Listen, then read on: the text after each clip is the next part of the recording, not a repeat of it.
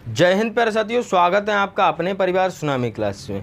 प्यारे साथियों, आज हम बात करने वाले हैं यूपी एसआई की जो आने वाली वैकेंसी है मेरे भाई 4700 प्लस।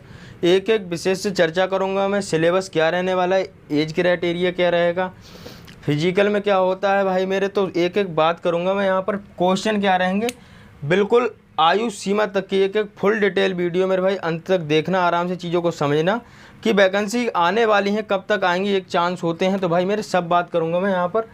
देखो, सबसे पहले मैं बात करूं कि पोस्ट कितनी रहने वाली है। यहाँ पर 4700 प्लस पोस्ट रहेंगी। देखो, इसके ऊपर वीडियो आप हो सकता है कि 10, 20, 50 वीडियो देख चुके हों और आप ये भी वीडियो देख रहे हैं, तो मेरे भाई देखना ध्यान से और चीज़ों को समझना, ठीक है। तो मैं बात करता हूँ पोस्ट कितनी रहने वाली, 4700 प्लस पोस्ट रहेंगी।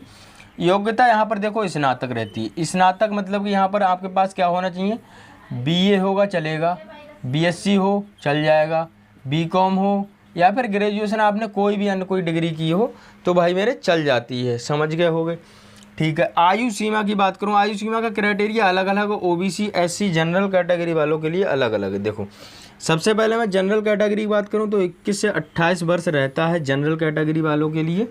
वहीं अगर मैं ओबीसी की बात करूं तो ओबीसी में आपका 21 से 31 वर्ष तक रहता है। 21 से कितना, 31 वर्ष तक कितना रहता है, 21 से 31, ठीक। एसटी एससी की बात करूं तो मेरे भाई 21 से 33 वर्ष तक आपका रहता है एज, अगर आप इस बीच में आते हैं।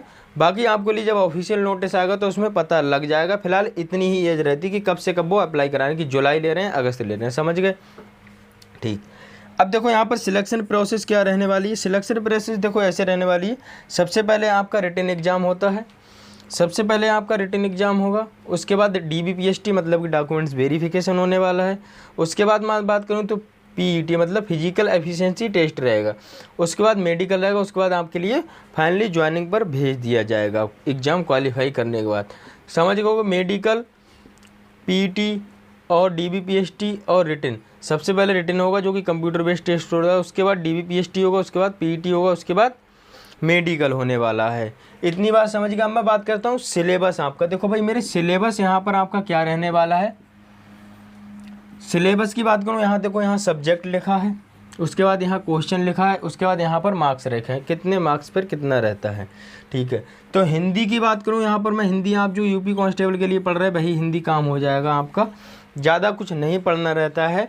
तो हिंदी में आपके लिए 40 क्वेश्चन मिलते हैं, 40 क्वेश्चन मिलते हैं। वहीं मैं अगर मैथ की बात करूँ तो मैथ में भी 40 क्वेश्चन मिलते हैं। रीजनिंग की बात करो तो रीजनिंग में भी 40 क्वेश्चन मिलते हैं। मैथ और रीजनिंग का लेवल थोड़ा अच्छा रहता है, तो मेरे भाई जो भी भाई पढ़ रहे हैं तो वो अच्छे से मैथ और रीजनिंग के लिए पढ़ो, ना कि ऐसा है कि भाई ऐसे ऊपरी ऊपर चीज़ें पढ़ ली, उससे काम नहीं चलेगा, तो मैं बता दे रहा हूँ। उसके बाद मैं बात करता हूँ जीके जीएस। देखो जीके जीएस में क्या होता है, 40 क्वेश्चन रहते हैं, जिसमें कि 20 क्वेश्चन आपके आईपीसी और सीआरपीसी से रहते हैं और संविधान से, मतलब कि टोटल आपके यहाँ से 20 से 25 क्वेश्चन बन जाएंगे। और बाकी आपके यहाँ पर 20 या 15 क्वेश्चन, अगर यहाँ से 20 क्वेश्चन आए तो यहाँ पर आपके 20 क्वेश्चन बच जाएंगे। अगर यहाँ से 25 क्वेश्चन आए तो यहाँ पर आपके 15 क्वेश्चन बच जाएंगे। तो 15 क्वेश्चन आपके अन्य सब्जेक्ट जैसे करंट हो गया, हिस्ट्री हो गया, जियोग्राफी हो गया, स्टैटिक जीके हो गया, वहाँ से आपके लिए 15 से 20 क्वेश्चन देखने को मिल जाएंगे। नंबरों की बात करूँ तो मेरे भाई एक क्वेश्चन आपका 2.5 नंबर का होता है। तो वहीं अगर टोटल क्वेश्चन की बात करूँ कितने हो गए, 160 हो गए। टोटल क्वेश्चन कितने हो गए, 160 हो गए, ठीक।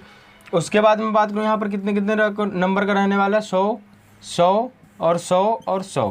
टोटल कितने मार्क्स रहते हैं यहाँ पर, 400 मार्क्स टोटल आपके रहते हैं, समझ गए होगे। उसके बाद में हम बात कर लेते हैं फिजिकल टेस्ट की। फिजिकल टेस्ट क्या रहने वाला है मेरे भाई और बहन, देखो आराम से। फिजिकल टेस्ट देखो, यहाँ पर मेल है और यहाँ पर फीमेल है, यहाँ पर मेल है और यहाँ पर फीमेल है। मेल की बात करूँ तो हाइट, यहाँ पर हाइट कितनी रहने वाली, 168 सेंटीमीटर हाइट रहने वाली है मेल कैंडिडेट, जो कि जनरल ओबीसी एससी वालों के लिए 168 सेंटीमीटर रहेगी।